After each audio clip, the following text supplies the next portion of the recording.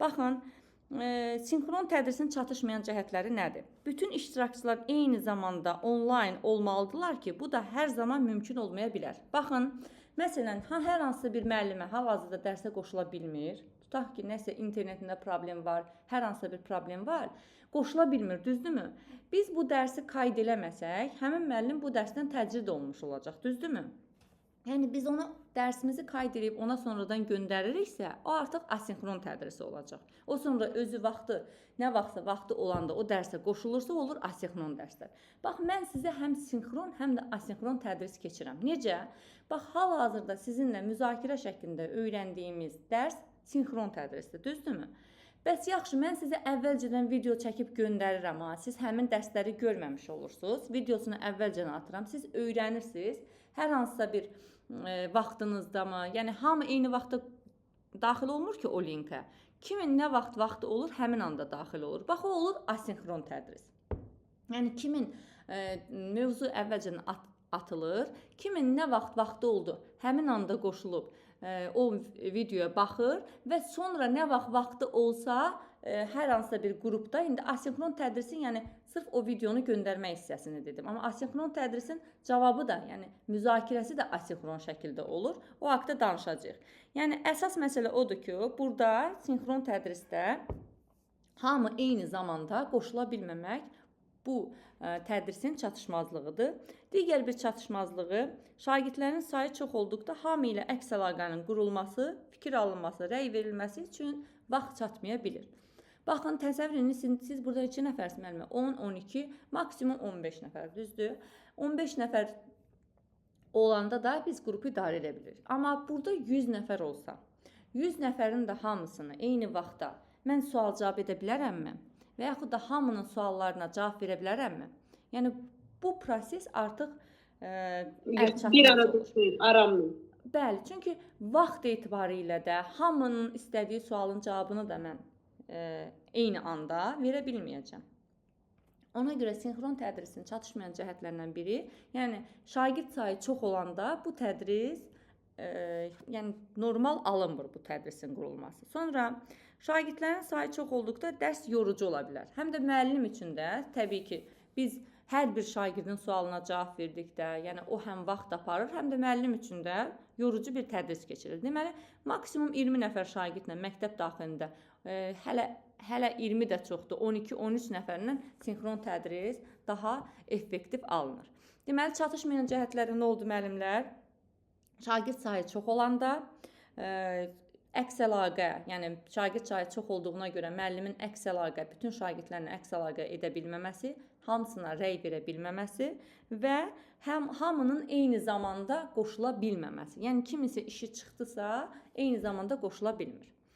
Sinxron tədris asinxron tədrisdən üstün cəhətləri. İştirakçılar arasında canlı əlaqə yaradılır. Yəni sinxron tədrisdə ünsiyyət var, əməkdaşlıq var, iştirakçılar arasında canlı şəkildə əlaqə var. Görürsünüzmü? Bəziləriniz burada bir-birinizi tanıyırsınız, hətta tanış olursunuz, bəlkə qohum çıxırsınız. Keçən dəfə az qala qohum çıxmışdıq Səyyarə müəlliməgilin qrupunda. Sonra şagirdlər və müəllimlər arasında məlumat və təcrübələrə ani ötürülməsi təmin edilir. Görürsünüz müəllim, yəni həmin anda biz bir-birimizə hər hansısa bir təcrübəmizi mi, hər hansısa bir məlumatımı ötürə bilərik. Canlı və sürətli əks əlaqə yaradılır. Yəni, əks əlaqə nə idi müəllimlər? Tutaq, siz sual verirsiniz, hər hansısa bir başa düşmədiyiniz sualı. Mən ona cavab verirəm, bu bizim aramızda əks əlaqədir. Yəni, həmin anda olur da əks əlaqə.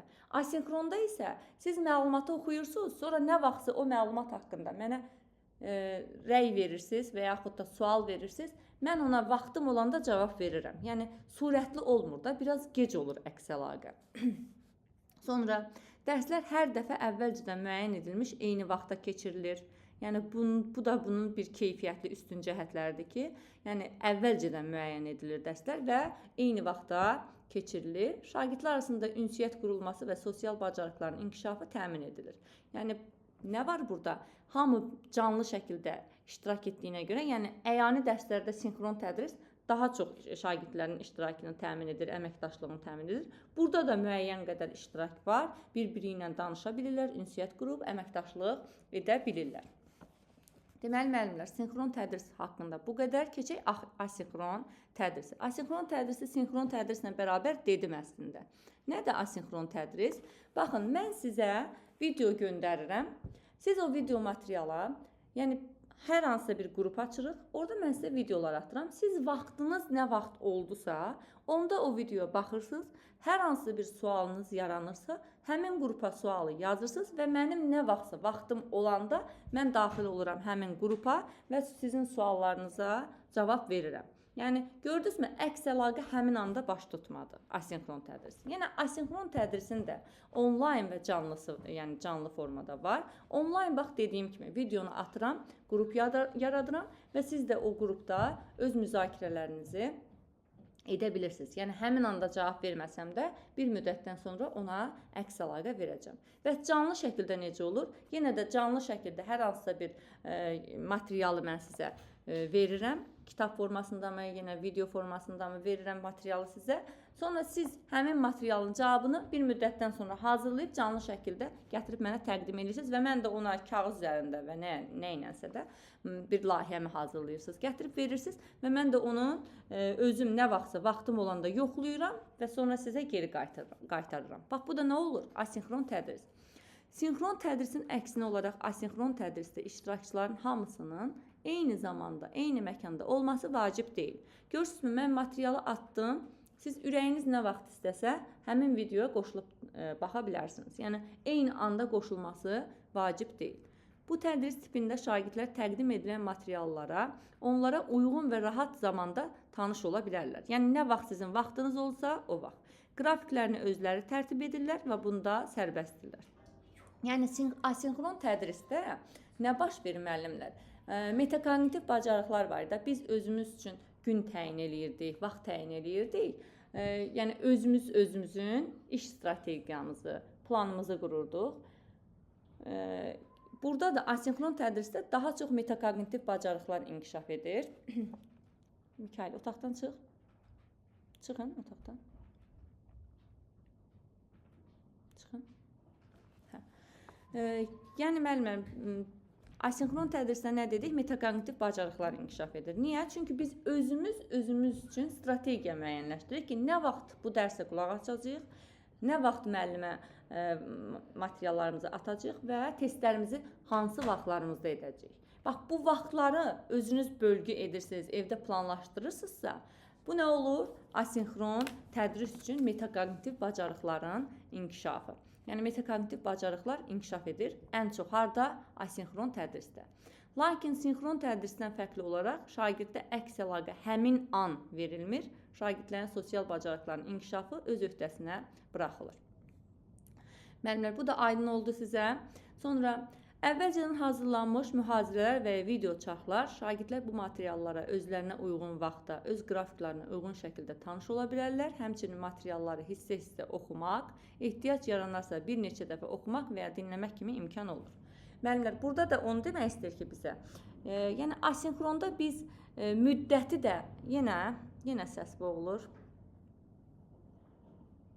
Nə edək müəllimlər? Mən də arada gedib gəlməyim müəllimə. Hamı da gəlir, belə olur müəllimlər. Belə mənim fikrim yayınanda dərs keçə bilmirəm. İndi yaxşı dərsinə müəllim. Yaxşıdır. Hə. Yəni müəllimlər, mən bu günlərin bu dərsi yekunlaşdırmaq istəyirəm, çünki geri qalarıq da, yəni dərsi təxirə salsam. Onsa sabaha da külək deyiblər. Onsuz bir dənə sözdə yəni belə hər dəqiq boğulmur. Başa düşə bilirik cümlələri. Hə. Mən ən az başa düşürəm. Yox, mən əgər səs boğulursa, yəni cümlələr sizə tam gəlmirsə, aşağıda da sözlər yazanda mənim fikrim də yayınır.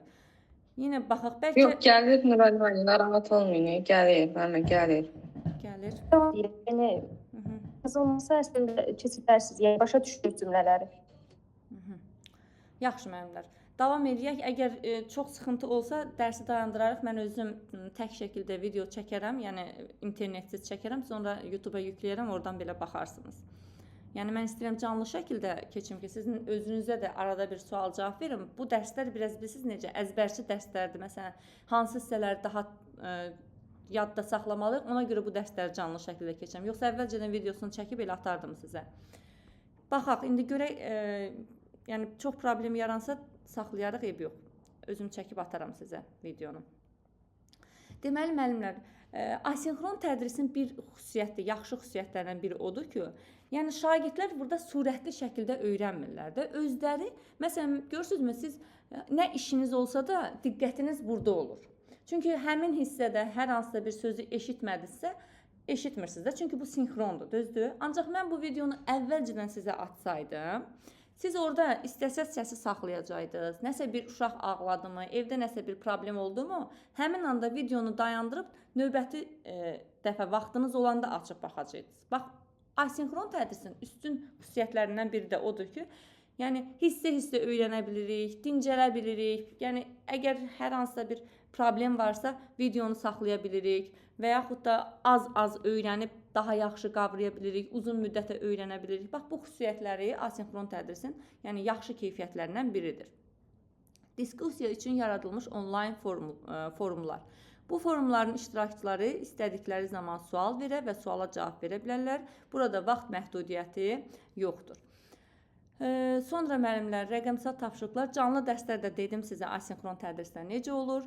Asinxron tədrisin sinxron tədrisdən üstün cəhətləri: öyrənmə şagirdlərin özünə uyğun və rahat vaxtda baş verir. Sonra araşdırma və təhlil aparmağa daha çox zaman olur. Məsələn, müəllimə, hər hansısa bir cümləni başa düşmürsünüz, o cümləni saxlayırsınız, fikirləşirsiniz və yaxud da araşdırırsınız. Tutaq ki, hər hansısa bir sözün izahını başa düşmədiniz. Açırsınız Google-u, o sözün izahına baxırsınız, düzdürmü? Videolarda, videolar izləyərkən. Bax, bunlar asinxron tədrisinin üstün xüsusiyyətləridir. Şagirdlər tapşırıqların yerinə yetirilməsi vaxtını seçməkdə sərbəstdirlər. Yəni, sinifdə, məsələn, asinxron tədrisdə mən sizə indi tapşırıq versəm, desəm ki, müəllimlər, gözləyirəm, tez bu tapşırığın cavabını deyin və yaxud da test işləyirik ya biz. Həmin anda testi sizə oxuduram və həmin anda fikirləşib cavab verirsiniz. Görürsünüzmü? Onda vaxt qısa olur. Daha dərindən düşünmək çətinləşir. Amma özünüz oturub evdə test işləyəndə daha dərindən vaxtınız var, bir də oxuyursunuz testi. Çünki müəllim sizi tələsdirmir və yaxud da sinifdə testi, tapşırığı şagirdə versin, deyir ki, tez eləyin, vaxt bitdi, vaxt bitir, 45 dəqiqə az qalıb, 3 dəqiqə qalıb, 5 dəqiqə qalıb, şagird həmin vaxtda çatdırmağa çalışır. Ancaq o tapşırığı evə versək, evdə şagird istədiyi vaxtda o tapşırığı işləyəndə artıq həmin problemlər yaranmır. Sonra şagirdlərdə güclü motivasiya, özünü idarə etmə və vaxtın idarə edilməsi bacarığı tələb edir. Yəni, güclü motivasiya nə deməkdir, müəllimlər?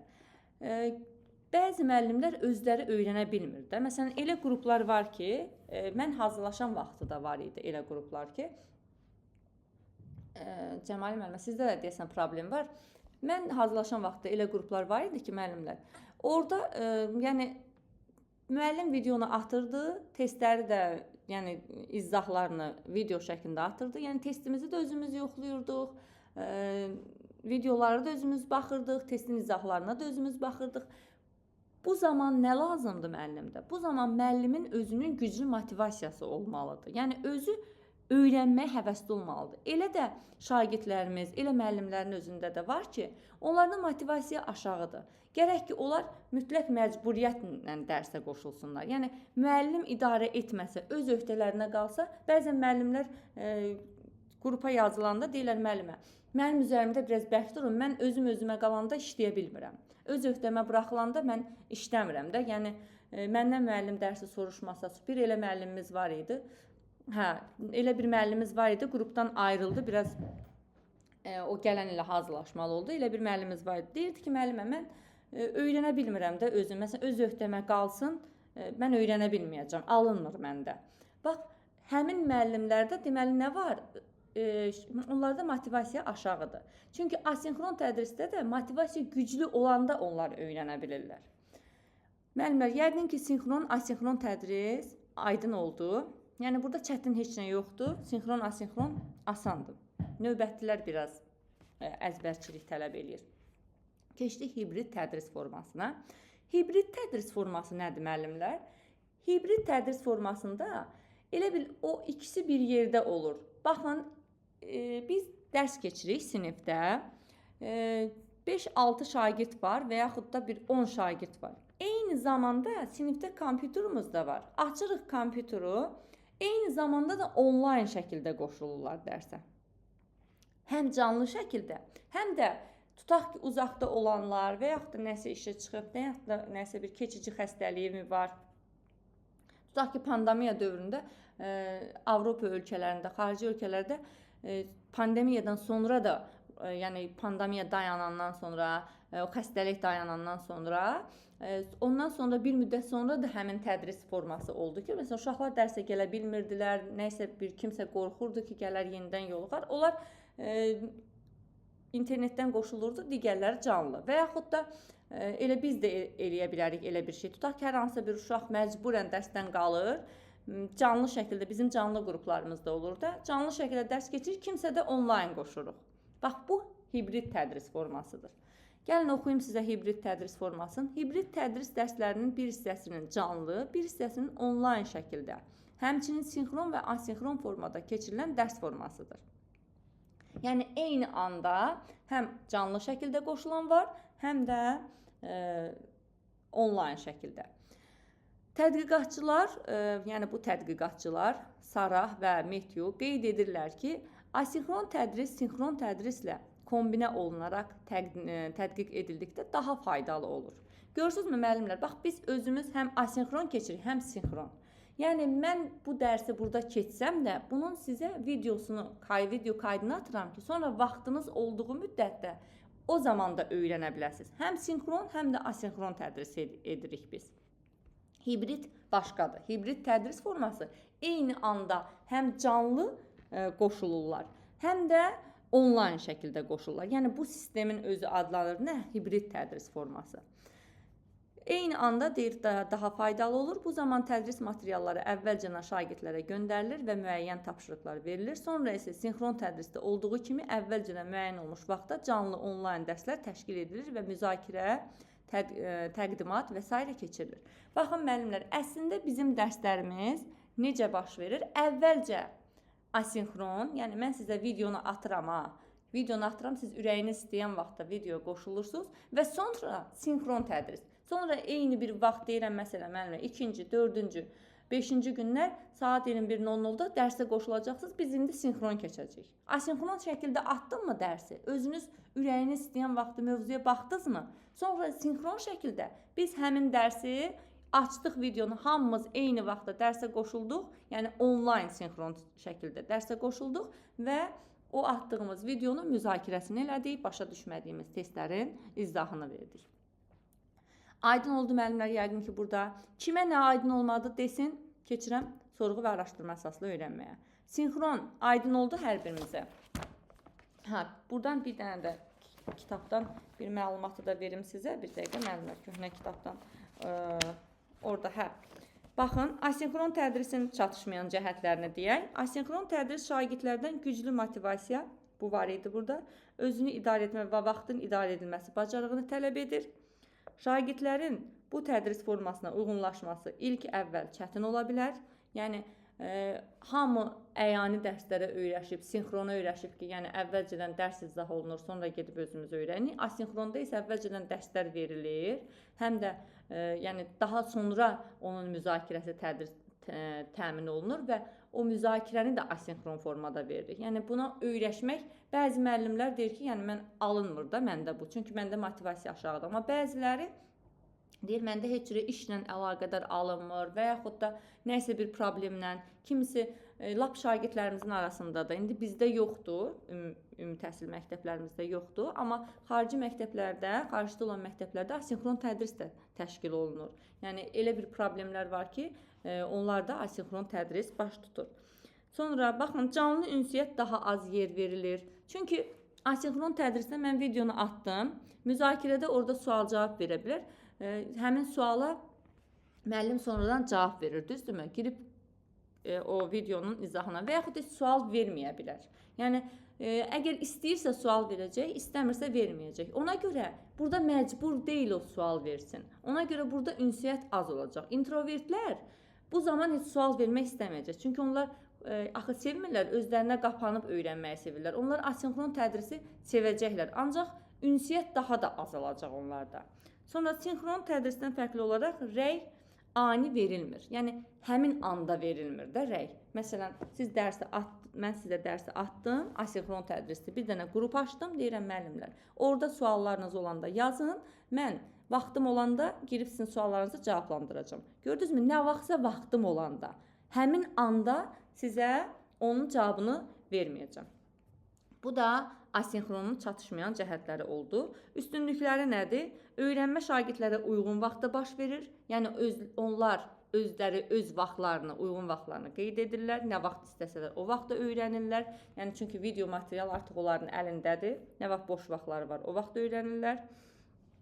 Sonra konsepti analiz edərək daha dərindən düşünməni təmin etmək üçün şagirdlərin kifayət qədər vaxtı olur. Yəni video əlimdədir də mənim. Mən onu istədiyim vaxtda saxlayıram, daha dərin düşünürəm. Bir sözə lap 5 dəfə qulaq asa bilirəm. Yəni daha dərindən öyrənmə imkanı yaradır. Şagirdlər tapşırıqların yerinə yetirilməsi vaxtını seçməkdə də sərbəstdirlər. Videonu baxdım, sonra istədiyim vaxtda da tapşırığı işlədim. Yəni sinifdə deyiləm də. Müəllim gözləmir mənim başımın üstündə ki, mən bu tapşırığı bu dəqiqə bitirim. Sonra onlayn müzakirələr müxtəlif məkanlarda nə vaxt və vaxt zonalarında həyata keçirilə bilər.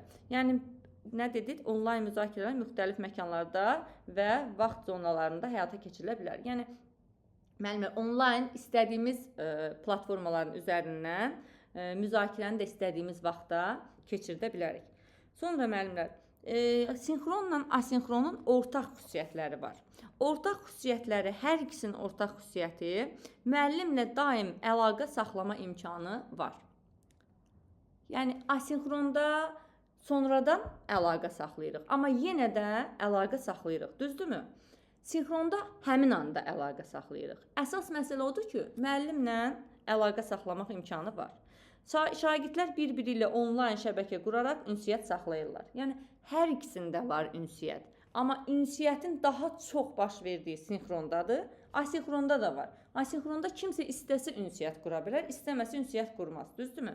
Amma sinxronda müəllim sənə sual verib, səndən bunu tələb edirsə, sən məcbursan ona cavab verməyə. Yəni sinxronda ünsiyyət, əməkdaşlıq daha çoxdur. Amma hər ikisində nə var?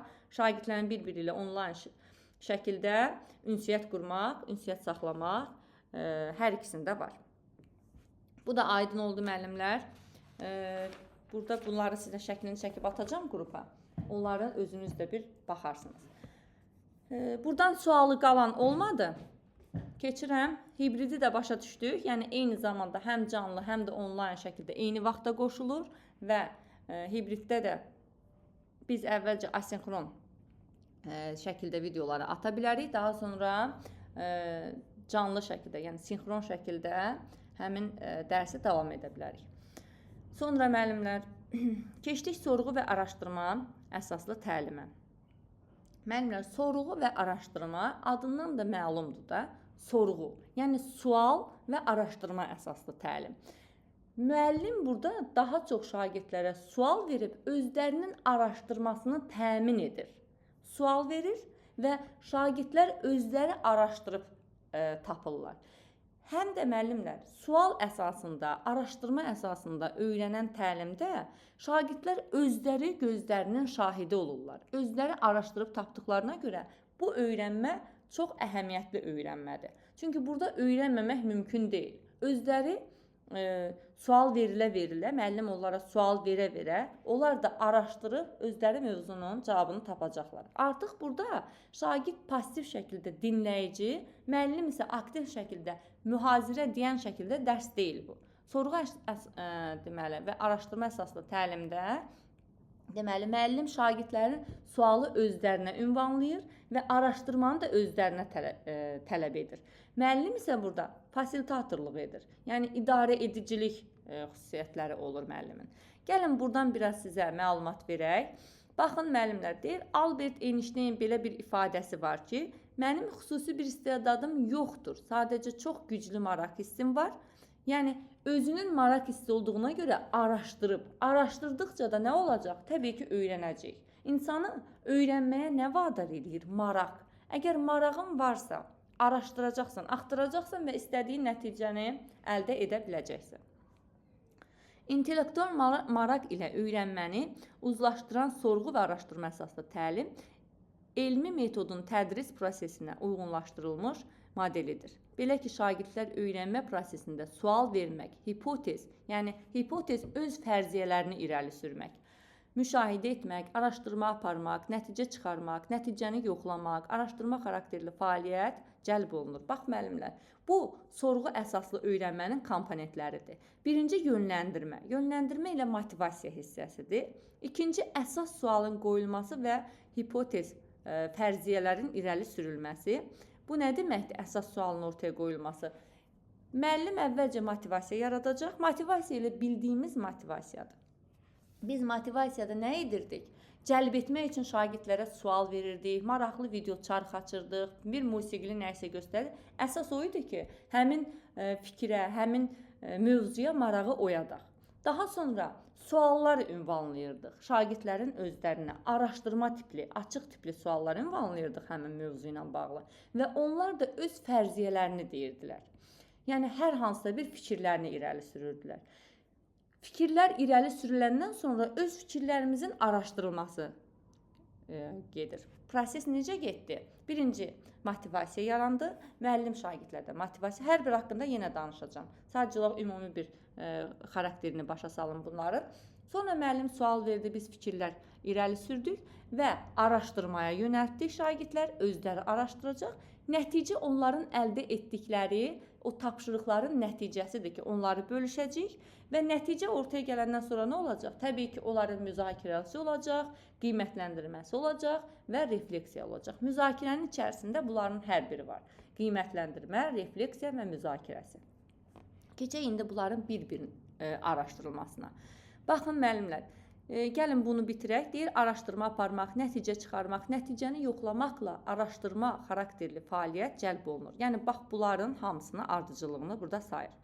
Bu fəaliyyət özlüyündə müxtəlif bacarıqları, yəni fəaliyyət hansı bacarıqlar? Yəni, bax, bu sorğu araşdırma əsaslı öyrənmə bir çox bacarıqları ortaya çıxardır. Biz araşdırırıqsa, hansı bacarıqlar? İnformasiya emal etmə, komanda ilə işləmə, yazılı şifahi ünsiyyət, idarə etmə, vaxt idarə etmə, məqsəd müəyyənləşdirmə, tənqid etmə, problem həll etmə, dəyərləndirmə. Çünki araşdıranda, indi burada bir misal çəkilib, həmin misala uyğun sizə izah edəcəm, daha gözəl başa düşəcəksiniz.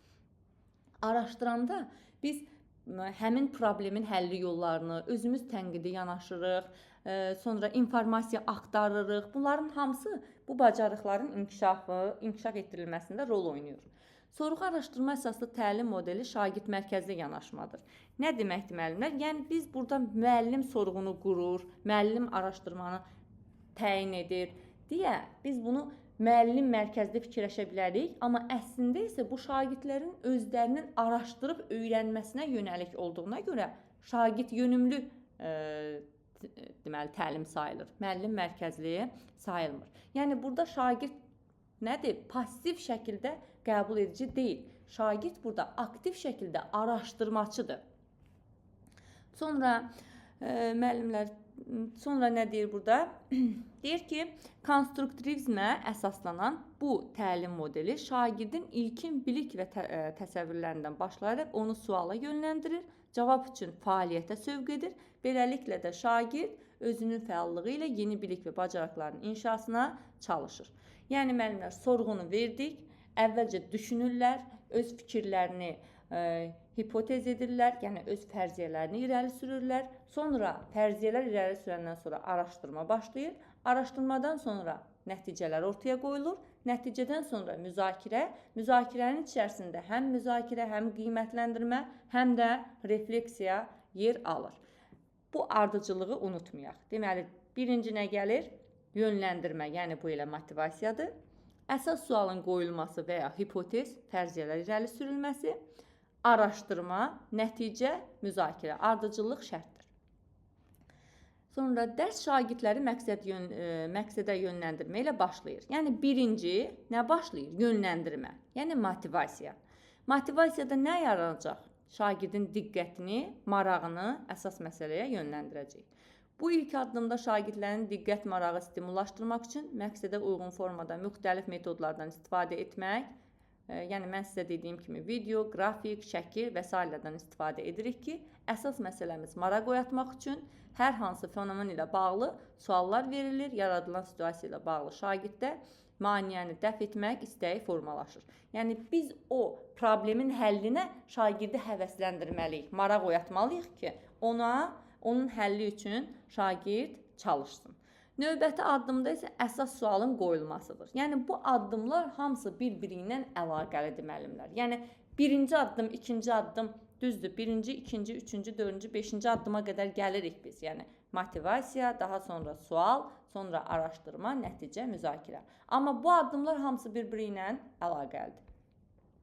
Növbəti addım nədir müəllimlər? Sual verilməsi. Yəni sual verilir, şagirdlər öz fərziyyələrini irəli sürürlər. Sonda onların fərziyyəsi düz də ola bilər, səhv də ola bilər, fərqi yoxdur. Əsas odur ki, fərziyyəni şagirdlər irəli sürsün və problemin həlli üçün fikirləşə bilsinlər ki, bu problemin yaranma səbəbi nə idi, nədən yarana bilər, öz fikirlərini izah edə bilsinlər. Bu mərhələdə qoyulan problemi bir anlayış kimi nəzərdən keçirməyi, onu konseptual olaraq anlamağı hədəfləyir. Bu deməli addımda anlayış, konsept haqqında sual doğuran məqam ortaya qoyulur və ona müvafiq hipotez, yəni fərziyyələr irəli sürülür. Növbəti addım müəllimlər araşdırma. Deməli sual verdik, hər kəs həmin suala qarşı öz fərziyyələrini irəli sürdü və araşdırma aparacağıq. Artıq araşdırma nədir? Fəaliyyət hissəsidir. Öz fikir irəli sürdüyümüz o fikirləri, həmin o fərziyyələri araşdırırıq indi ki, düzdürmü, səhvdürmü, mənbələrlə, faktlarla araşdırırıq.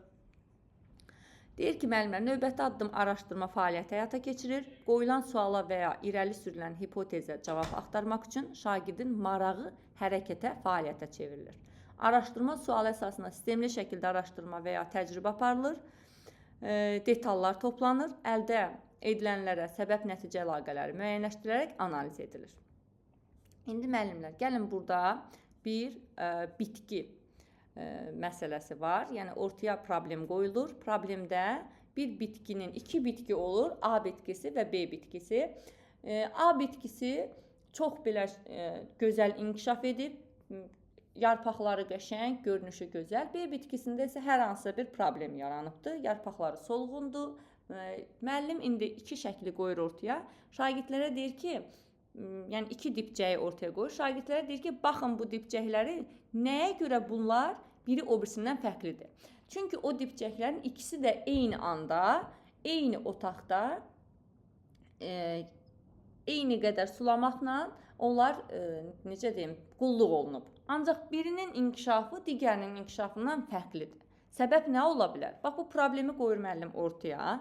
Əvvəlcə şagirdlərdə motivasiya yaradır, sonra problemi qoyur ortaya. Gəlin bir buradan oxuyaq. Şagirdlər müşahidə edirlər ki, müxtəlif otaqlarda eyni gündə, eyni torpaqda, eyni növdə əkilmiş iki bitkilərdən birinin inkişafı digərindən fərqlidir. Biri daha gözəl, gözə gəlimli, digəri isə ondan boyca balacadır. İndi bunun səbəblərini şagirdlər araşdıracaqlar. Birinci baxırlar ki, biz bu gülə hər ikisinə eyni qədər su tökmüşük. Deməli, eyni qədər su töküblərsə, şagirdlər burada anlayırlar ki, bizim o tökdüyümüz su, deməli, bitkinin inkişafı üçün vacib detallardan biridir. Təbii ki, bitkinin yaşaması üçün nə lazımdır? Su lazımdır. O suyu eyni miqdarda tökülməsini şagird bilir. Amma yenə də bitkidə fərq var. İkinci bir fərq nə ola bilər? Şagirdlər araşdırır. Bitkilərin yaşaması üçün, onların inkişafı üçün daha hansı şərt vacibdir? Temperatur. Temperaturu araşdırırlar və otağın hər iki günün, çiçəyin olduğu ərazinin, otağın temperaturunu ölçürlər. Baxırlar ki, temperaturlar da eynidir. Bəs yaxşı, bu çiçəyin yenə də inkişafına nə maneə olub? Araşdırma əsasında başa düşürlər ki, onlar eyni günəş işığına məruz qalmayıbdır. Deməli, ölçmə, biçmə işləri yenə aparırlar və görürlər ki, bir çiçək digərindən 3 saat çox günəş işığına məruz qalıb. Yəni, biri otağın küncündə olub, biri isə pəncərəyə daha yaxın yerdə olub. Şagird neynədir? Yəni, hardansa öyrənmədi, araşdırdı, özü kitablara, yəni kimsə gəlib hazır şəkildə o məlumatı vermədi. Özü araşdırdı, tapdı ki, deməli bitkin üçün, inkişafı üçün su ilə temperaturdan əlavə həm də günəş işığının vacibliyi lazımdır. Araşdırma əsasında şagirdlər çiçəyin birinin digərindən daha çox enerjiyə məruz qaldığı, günəş enerjisinə məruz qaldığını aydınlaşdırdılar və ondan sonra da başladılar nə etməyə? Müzakirə etməyə həmin sualları, refleksiya etməyə. Nə üçün, necə etdik ki biz? Bunların hamısı proses bu ardıcıllıqla getdi. Eksperimentin nəticəsi olaraq şagirdlər qeyd edirlər ki, su, temperatur, işıq bitkinin inkişafına təsir göstərən amildir. Bu üç faktordan hər hansı birinin fərqli olması bitkilərin inkişafına müxtəlif cür təzahür etdiyi müəyyən olunur. Yəni, özləri araşdırma əsasında tapdılar. Müəllimlər, bu da aydın oldu sizə. Sonra bir də müəllimlər, həmin bu sorğu araşdırma əsaslı öyrənmədən başqa Y5 modelindən də istifadə olunur. Eyni ilə Y5 modeli də, bax bu modelin ardıcılığı kimidir. Bəzi dəyişikliklər var burada. Əvvəlcə soruşum bir, Türkan müəllimə, sorğu araşdırma əsaslı öyrənmədə hansı komponentlər, hansı ardıcılıqla idi? Birinci nə idi? Birinci Yönləndirmə və yaxud da motivasiya. yönləndirmə, müşahidə, motivasiya. Sonra?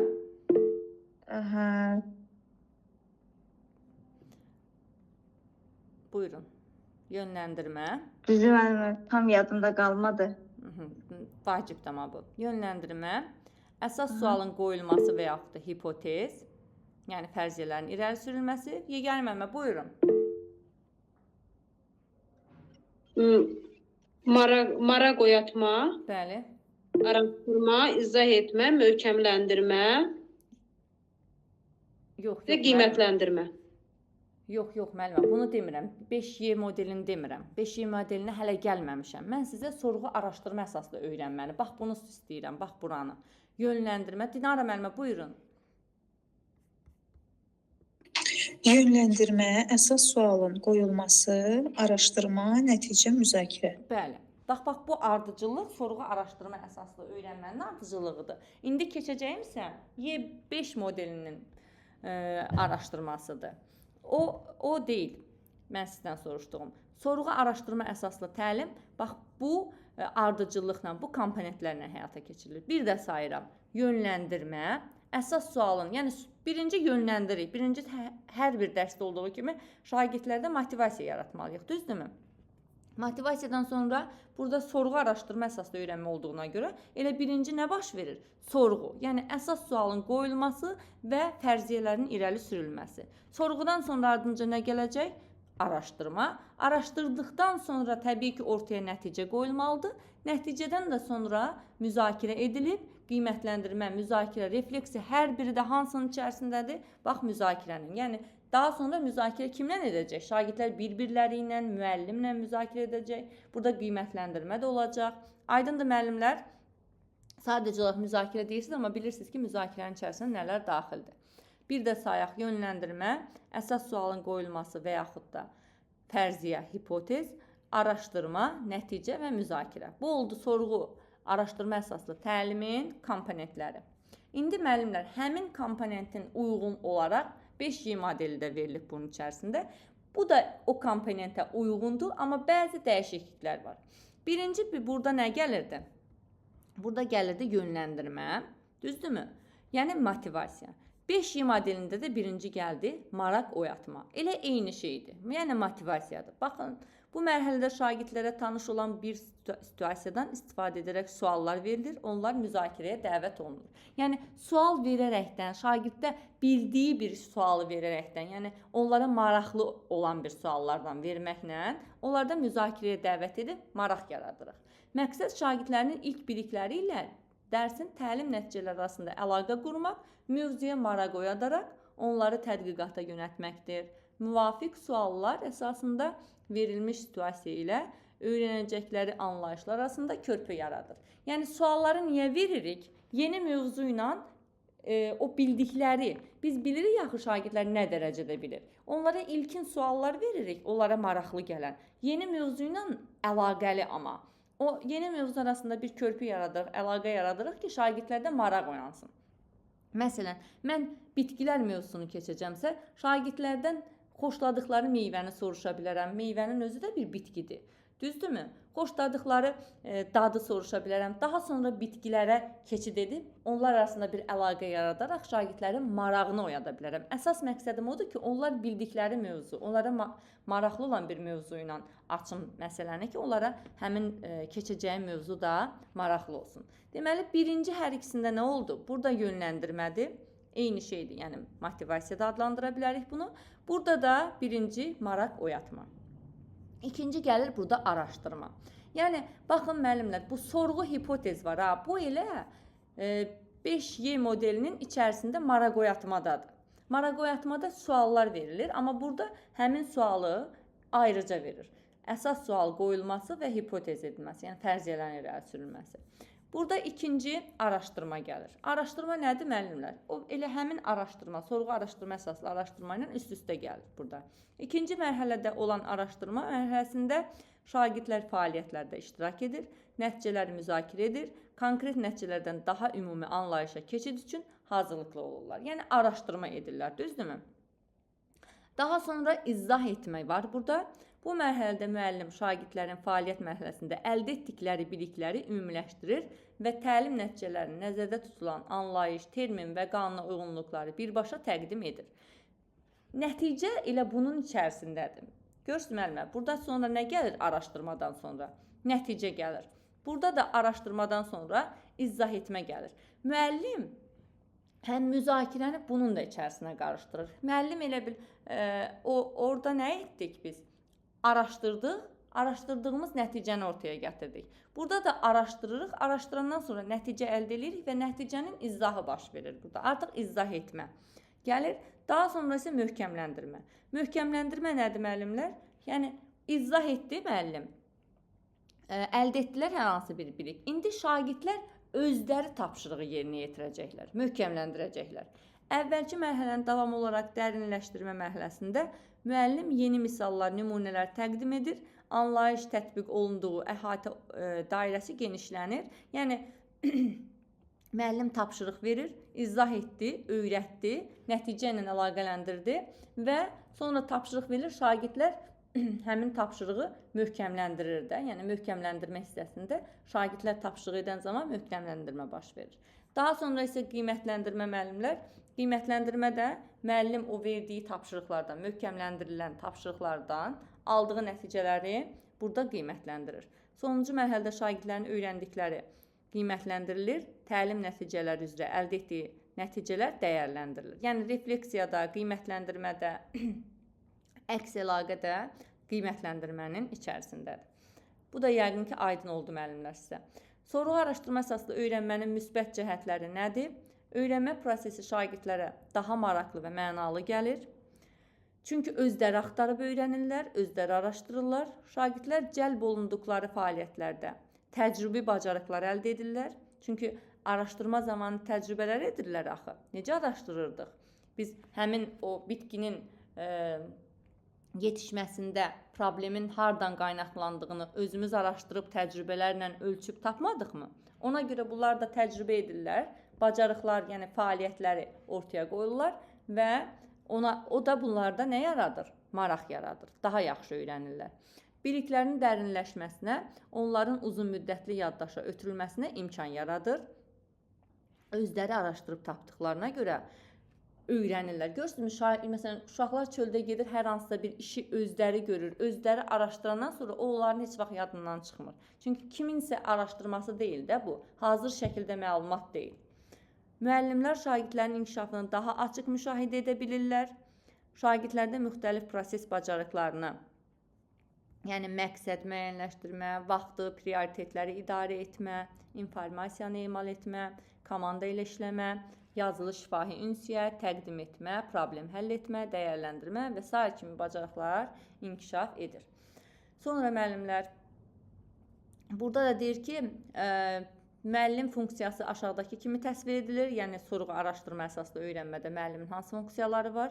Mövzuya giriş üçün şagirdlərin diqqətini çəkmək və onları araşdırmağa sövq edərək sual qoymaq və ya situasiyanı təsvir etmək, qeyd edilən sual və problem ətrafında şagirdləri müzakirəyə, dialoqa təşviq etmək, bu prosesə rəhbərlik etmək, yəni bir fasilitatorluq rolu, ehtiyaca görə şagirdləri qruplaşdırmaq və bütün siniflə müzakirəni təşkil etmək, müzakirələri diqqətlə izləmək, yanlış mülahizələri korrektə etmək, eyni zamanda, yəni düzəliş etmək, eyni zamanda onları daha yaxşı anlaması üçün əlavə informasiyalar təmin etmək, öyrənməni mənalı etmək üçün şagirdlərin müxtəlif təcrübələrdən istifadə etmək. Yəni bir növ müəllimlər, nədir bu?